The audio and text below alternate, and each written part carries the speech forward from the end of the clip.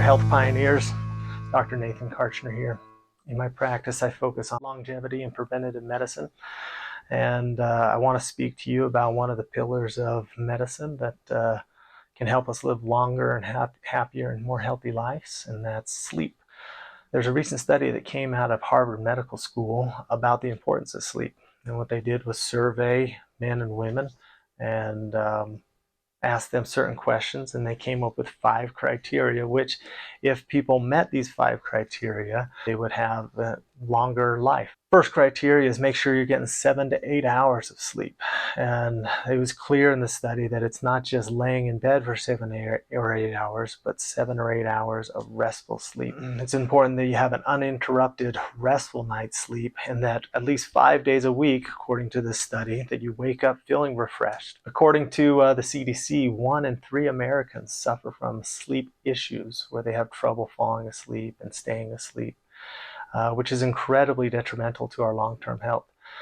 Studies have also shown that people who aren't sleeping 7 to 8 hours a night, or the other criteria in this study, are much more likely to die from heart attacks and stroke and other peripheral vascular diseases. One of the surprising things about this study is it suggests that using medicines to help you sleep is not as beneficial as falling asleep without the use of medications. So that begs the question, what are people who have a hard time sleeping going to do? Well, it's generally suggested that practicing good sleep hygiene is the key. Sleep hygiene is a multifactorial issue. There's a lot of things that go along with it. One of the greatest benefits of therapy, and cognitive behavioral therapy in particular, is its ability to train people who struggle with sleep in the better ways to fall asleep and stay asleep. Is get a sleep study. Get a sleep study so we can know better if you're suffering from sleep apnea. We can know how much sleep you're getting, the stages of sleep you're in.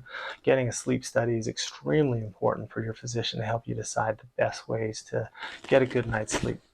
I'm not saying that medications can't be used and aren't beneficial, but this study would suggest that getting good sleep without medications is more beneficial than the alternative.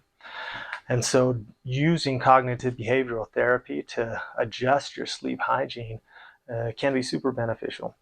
Sleep hygiene is things like, avoiding screens an hour before bed, avoiding stimulating activities an hour before bed.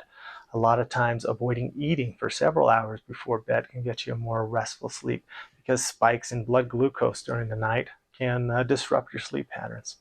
Sleeping in a dark, quiet, and cool room can be super beneficial. There's a lot of commercial products out there to adjust the temperature of your mattress that can be super beneficial in helping you achieve more restful sleep. So thanks for joining me on this video today as we talked about the importance of sleep, and I'll put out more videos to come to give you more detailed tips and tricks on how to practice good sleep hygiene and get restful night's sleep.